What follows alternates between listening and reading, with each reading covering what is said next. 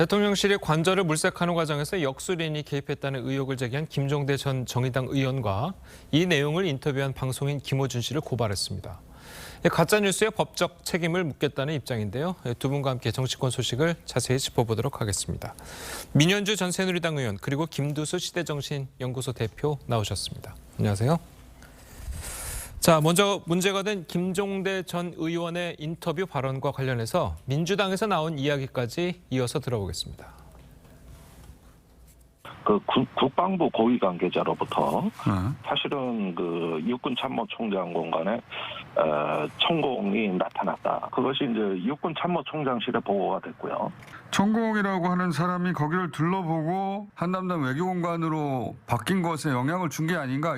직접적인 인과관계는 알 수가 없으나 당시에 천공이 다녀가고 나서 바뀌었다. 이 선후관계는 확실하다는 거죠.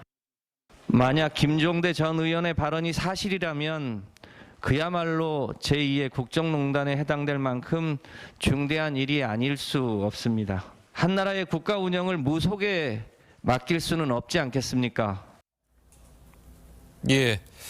자, 무속인이 육군 참모총장 공관과 서울 사무소에 다녀갔다라는 증언과 관련해서 이제 김어준 씨 라디오에서 인터뷰를 한 내용을 두고 대통령실이 이제 강력하게 대응에 나섰어요. 자, 이 부분은 좀 어떻게 보셨습니까? 이게 지금 무속이라든지 이런 문제들 관련해서 지금 민주당이 문제 제기한 게 지난 대선 때부터였어요. 대선 경선 과정에서 본선 때 계속 이제 이 무속 문제, 대통령실 이전 관련해서도 특히나 풍수지리 이런 얘기를 계속 지금 들고 나오고 있거든요. 예. 대통령실에서는 분명히 사실관계 파악을 했습니다. 그런 적 없다고 했고 당사자도 그런 적 없다, 만난 적도 없고 그런 사람을 알지도 못한다라고 분명히 사실관계 파악을 해줬는데도 불구하고 관련한 발언을 한 분들이 사과를 안 해요. 그러니까 김종대 전 의원뿐 아니라 그 전에 민주당 의원들도 그런 적이 있었죠. 그래서 분명히 사실관계를 밝혔으면 거기에 대해서 응분이 도의적인 책임을 진다거나 사과를 해야 되는데 그러지 않고 계속 반복적으로 하고 있어요. 특히 방송인과 함께 이거 정말 그야말로 협업하는 거 아닌가라는 의심이 들 정도로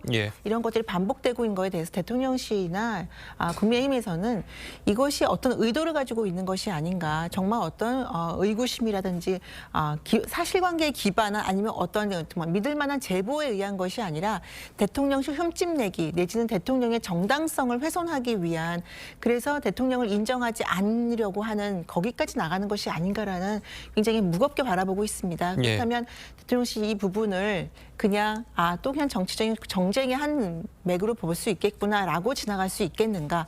이제는 더 이상 그렇게 하면 안 된다. 왜냐하면 국민들께는요, 처음에 입력된 그 정보가 끝까지 남는 경향이 있거든요. 사실관계 파악된 부분에 대해서 당사자가 사과를 하지 않는다면, 그래서 이 부분은 대통령실에서 더 이상은 이제 간과할 수 없다. 그래서 강력하게 대처를 하는 것으로 보입니다. 예. 자, 그러니까 의원님께서도 김어준 씨가 공모 혐의가 있다로 보시는 거죠? 왜냐하면 방송에서 그 김종대 전 의원이 발언하는 그 앞뒤 맥락을 보면요, 김종대 의원이 갑자기 그 발언을 한 것이 아니라 김어준 씨와의 주고받는 대화 과정에서 굉장히 잘 정리된 그런 흐름으로 나아가고 있어요. 그렇다면 김어준 씨와 미리 이 이야기 질의응답 과정에 대해서 미리 다 준비를 하고 그리고 나간 것이 아닌가라고 의심하기에 충분한 상황이라고 봅니다. 알겠습니다.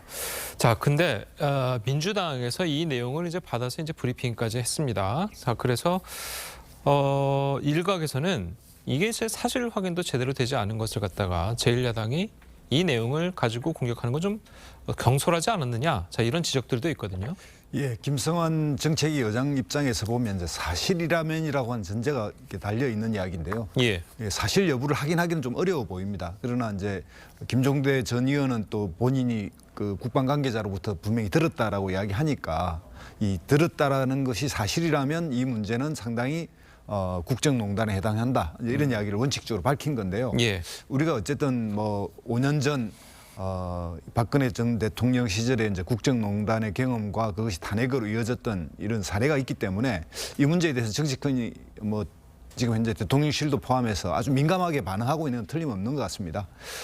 그런데 이게 이제 이 문제로 비롯해서 지금 이게 고소 고발까지 가서 이제 결국 언론 자유 영역까지 어떻게 봐야 하는가의 문제도 있었고, 그런데 이 문제에 있어서 지난 대통령 경선에부터 국민의힘 내부에서 이 천공 문제가 계속 거론됐는데요. 이 사실관계는 잘 확인되지 않지만 상당히 이제 만났던 것도 사실이고 대통령 부부가 또 이 천공이 유튜브를 통해서 계속 뭐 조문 이야기도 하고 또 이 영빈관 이야기도 했고 결국 대통령실이 이제 청와대에서 용산을 옮겨오는 이런 과정까지 유튜브를 통해서 본인의 견해를 밝히면서 이것이 선후 관계에 따르는 어떤 그런 조치가 있고 이런 거에 대한 의심이 있기 때문에 이런 이야기가 그냥 단순히 가짜 뉴스만이 아니라 국민 상당수 사람들에게 이러한 사실이 선후 관계가 연결되는 거 아닌가 하는 이런 또 짐작도 있기 때문에 좀 철저하게 사실관계가 확인됐으면 좋겠습니다. 예, 조금 전에 이제 대통령 부부가 천공을 만났다고 말씀하셨는데 그 확인이 된 겁니까? 예, 그거는 제가 그 경선 과정에서 뭐 이렇게 직접 해명을 직접 들었기 때문에 예. 그렇게 알고 있습니다. 알겠습니다. 자, 어쨌든 특별히 예를 들어서 이게 이제 사실 여부를 떠나서 무속인이 아닌 예를 들어서 뭐 천주교 신부님이나 아니면 기독교 목사님, 불교의 스님과 같이 방문을 했더라면 이 정도의 일이 벌어졌을까 싶은데 그 부분은 어떻게 보십니까? 약간 우리 사회에서 이제 종교 영역이 들어가면 좀 복잡하긴 한데요. 예. 일단 그 김건희 여사도 좀 미리 다녀가고 이게 좀 부적절했지 않습니까? 당시에 이게 이러한 어떤 청와대가 용산을 이전한 거와 또 간절을 선택하는 이런 문제에서 공적 영역의 결정이 좀 더 사적이고 또 이 사적에서도 이렇게 종교적 영역까지도 우리가 좀 어느 정도 수용할 수 있지만 약간 사이비라고 이야기할 수 있는 이런 문제까지 들어가면 더 복잡해지는 문제가 있기 때문에 그런 거에 대한 염려라고 봅니다. 예, 알겠습니다. 자, 대통령실은 지난달 22일에도 이른바 조명 의혹을 제기한 장경태 의원에 대해서 고발 조치를 했었는데요. 관련해서 민주당 입장을 들어보겠습니다. 야당 의원 입에 재갈 물리는 속 좁은 정치 부끄럽지 않습니까? 대통령실의 첫 법적 조치가 야당 의원 명예훼손 고발죄라니 정말 치졸하다고 생각합니다. 야당 국회의원의 입에 재갈을 물리겠다는 것인지 김건희 여사에 대한 비판은 아예 원천봉쇄하겠다는 것인지 알 수가 없습니다. 예, 물론 뭐 야당 의원의 입에 뭐 재갈 물리기는 아니겠지만 그래도 정치권 일각에서는 법적인 해결보다는 정치적으로 좀 푸는 게 좋지 않겠냐라는 지적들도 있는 것도 사실이거든요. 사실 정치적으로 해결하면 가장 좋죠. 어떤 의혹을 제기했고 거기에 대해서 당사자가 해명을 하거나 아니면 사실관계 파악을 분명하게 해줬다면 그 의혹을 제기한 분은 그가 잘못됐구나라고 하면 유감 표명이라든지 아니면 사과를 해야죠. 그런데 민주당 의원들은 특히 장경태 의원 같은 경우에도 그렇고요. 청와대 대통령실에서 분명하게 사실관계가 아니라고 밝혔고요. 그럼에도 불구하고 장경태 의원은 계속 주장을 해요. 오히려 자기 진영의 지지자들이 굉장히 뭐 환호를 한다고 할까요? 장경태 의원의 응원을 보내니까 더 신나가지고 그 이후에 오히려 의혹 제기, 그러니까 사실관계 파악을 한 기본적인 노력조차 하지 않는 의혹 제기를 계속적으로 하고 있습니다. 예. 그렇다면 대통령실 아니라 누구라도 이 부분에 대해서 억울하지 않을까 싶어요. 그럼 당연히 관련해서 명예훼손이나 사실관계를 바로잡기 위해서 법적 조치를 할 수밖에 없는 것이 아닌가. 그래서 이 부분은 야당 의원에 대한 재갈 물리기가 아니라 야당 의원에 대한 책임 있는 정치, 책임 있는 발언을 촉구하는 저는 그런 방향으로 볼 수 있다고 생각합니다. 예, 그리고 이제 대통령실은 법적 조치를 하지 않으면 가짜 뉴스가 진짜 뉴스로 둔갑을 한다. 자, 이런 입장입니다. 어떻게 들으셨습니까? 예, 대통령실 입장에서도 참 깝깝할 것 같긴 합니다. 여러 가지 이야기를 자꾸 의혹적 차원에 제기하기 때문에. 그런데 이제 이 동양 사상에서 보면 법가 사상과 유가 사상이 있었는데요. 즉 법치보다는 이 덕치 이런 걸 통해서 정치를 풀어야 한다라고 하는 전통적인 생각이 있습니다. 그러니까 이런 사안은 아주 갈등을 다루는 건데 이 갈등을 다룰 때 이것을 법대로만 한다고 하면 정치가 왜 있어야 되겠습니까? 그래서 정치에서 풀어야 될 문제, 그리고 시간이 지나면 어느 정도 이 문제는 또 밝혀질 건데 이걸 더 강하게 막 고소고발까지 가면 이건 정치 영역이 거의 없어지는 거고요. 이런 가짜 뉴스의 문제는 공영방송이나 공공의 영역을 좀 더 신뢰 있게 만들어서 좀 더 이런 여러 가지의 지금 뭐 이런 그 기존의 미디어에 대항하는 다양한 미디어 매체에 대한 이런 것들이 이 자기들의 어떤 그 좀 더 강하게 주장하기 위해서 이런 정말 사실관계가 확인되지 않은 뉴스까지 나오고 있는데 이런 부분에 대해서 좀 더 공적 영역에 있는 이런 방송이 신뢰를 얻어간다면 이런 가짜 뉴스 문제도 상당히 해결되지 않을까 이렇게 생각합니다. 예, 지금 대표님 보시기에는 그 공영방송이나 공적인 방송들이 신뢰성이 없다고 보시는 건가요? 약간은 그런 이제 이 정권의 바뀜에 따라서 방송의 흐름이 뭐 진행자가 바뀐다든가 프로그램이 폐지된다든가 또 지금 예를 들면 뭐 대통령께서 특정 방송에 대해서 굉장히 이 뭐랄까 뭐 대통령 전용기 탑승을 거부한다든가 이런 일이 벌어지면 이 이후에 이것을 바라보는 사람들 입장에서는 이 권력에 따라서 언론이 좌지우지되는 거 아닌가 이런 이제 염려가 있고 그런 것들을 좀 더 우리 사회에서 이제 좀 잠재워진다면 이런 그 새로운 미디어들의 탄생에 따르는 가짜 뉴스가 양산되는 것을 기존의 레거시 미디어가 좀 더 강한 신뢰성을 가지고 있다면 좀 스스로에 정화되지 않을까 이런 생각을 가지고 있습니다. 알겠습니다. 자, 다음으로 넘어가 보도록 하겠습니다. 한동훈 장관 소식 짚어보겠는데요. 한동훈 장관이 청담동 술자리 의혹을 제기한 김의겸 의원 등을 상대로 법적 책임 묻는 절차에 들어갔습니다. 관련 영상 먼저 보시겠습니다. 첫째, 위원님 저 술 못 마시는 건 아십니까? 네, 알겠습니다. 그러면 제가 저기 가서 술을 먹었다는 얘기예요? 저 자리에 있었다는 얘기입니까? 제가 노래를 부르고 동백 아가씨를 했다고요? 자신 있는 말씀이신가요? 이렇게 공개적으로 대한민국 법무부 장관을 모욕할 정도로 자신 있는 말씀이세요? 거기에 대해서 제가 있었다는 근거를 제시해야죠. 자, 저는 안 있지 않았어요. 그 두 사람이라는 게 더탐사라는 저를 지금 스토킹하는 쪽하고 같이 야합해서 말씀하신 거잖아요. 그렇죠? 혹시 그 스토킹의 배우가 김의겸 의원이십니까? 의원님, 저는 다 걸게요. 의원님 뭐 거시겠어요? 제가 더 탐사하고 같이 협업을 한 건 맞습니다. 하지만 그걸 야합이라고 말씀하시는 건 지나치다고 생각을 하고 김의겸 의원은 사과하실 필요가 없습니다. 그분은 책임을 지셔야죠.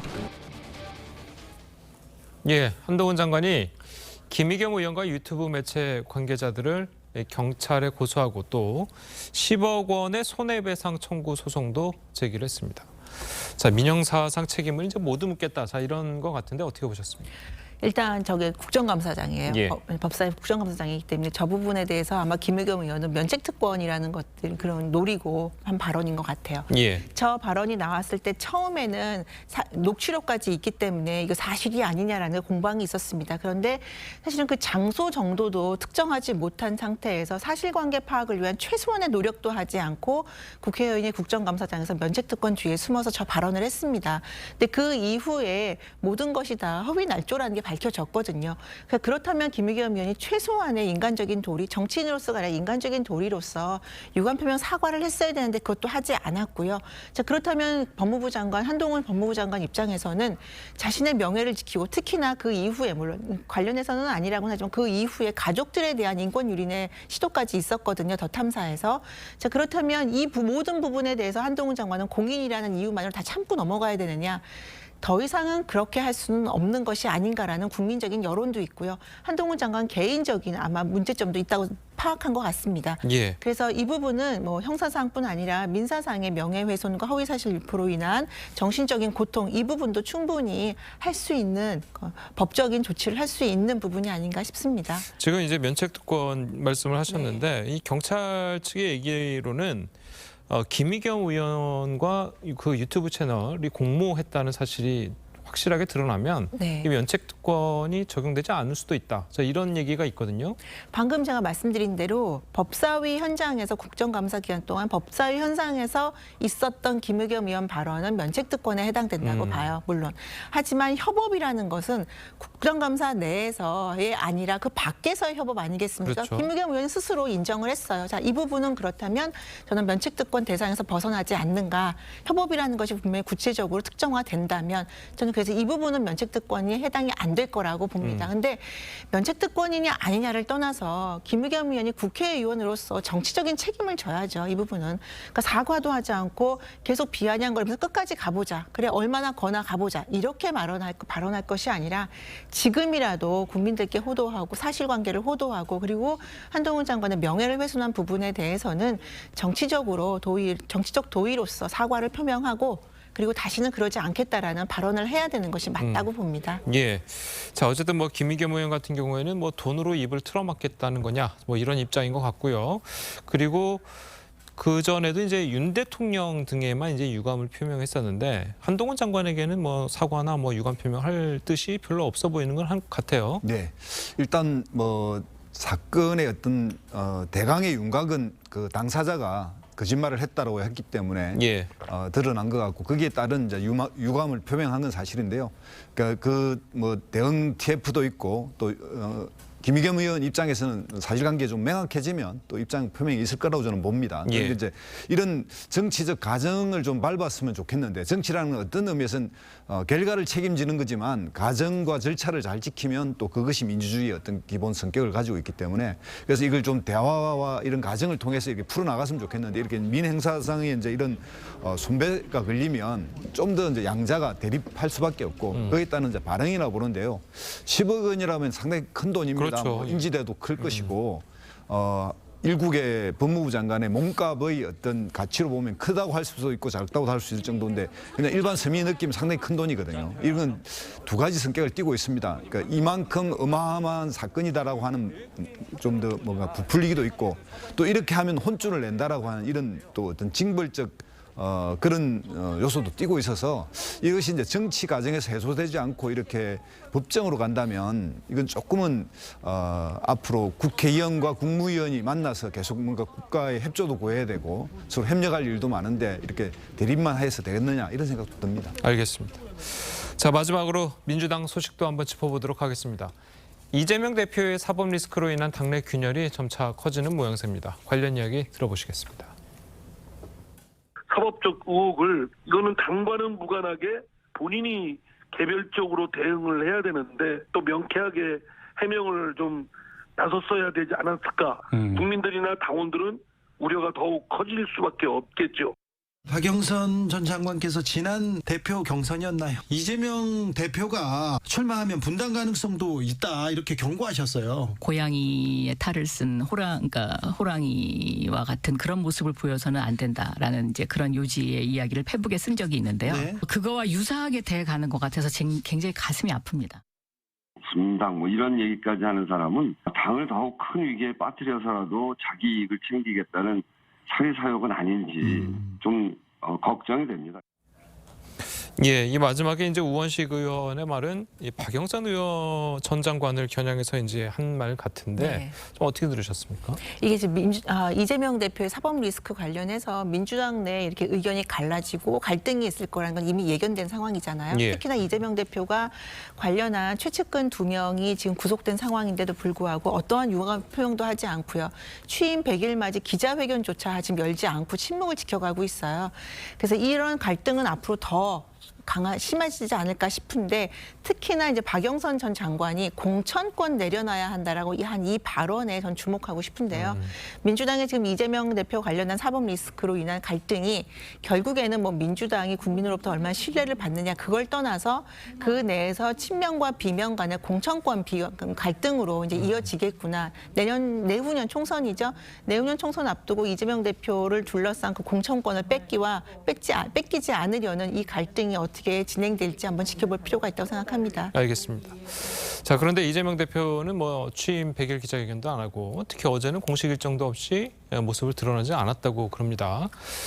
자, 이런 모습을 보면 이제 이재명 대표도 이제 슬슬 이 사법 리스크에 대한 뭔가 준비를 하고 있는 것 아니냐. 자, 이런 지적들도 좀 나오고 있거든요. 네. 이재명 대표 입장에서 보면 지금 가장 이제 시름기에 빠졌다고 볼 수 있는데요. 예. 지금까지 이제 이재명 대표의 어떤 정치 행태를 보면 상당히 이제 타협보다는 직진을 해왔던 뭐 이런 성격을 가지고 있고 예. 또 뭔가 부딪히면 이제 정면으로 승부해서 이렇게 그걸 돌파해왔던 이런 이제 과정이 있는데요. 그런 거에 이제 성격으로 보면 그런 측면으로 연결돼 있기 때문에 지금 이제 사법에 대한 이런 공격이 들어온 거에 대해서 모든 것은 본인 책임하에 본인이 정면 승부하겠다 이렇게 보고 있는 것 같습니다. 그래서 예. 지난번에도 뭐 본인이 직접 공소장을 썼다 그 사실관계에 대해서 법원에 의견서를 썼다고 하니까 또 본인이 변호사 자격을 가지고 있고 그러니까 그런 거에 대한 이제 본인이 직접 준비하고 본인 책임에 해야 되는 것도 많고요. 당내에 이러한 뭐 갈등이나 또 당내에 어쨌든 최종적으로 이런 이 공천권 싸움이라든지 이런 거 좀 추후에 미루고 지금 당장은 어쨌든 닥쳐올 수사에 대비하지 않느냐 이런 생각이 듭니다. 예, 알겠습니다. 자, 오늘 두 분 말씀은 여기까지 듣겠습니다. 잘 들었습니다. 고맙습니다.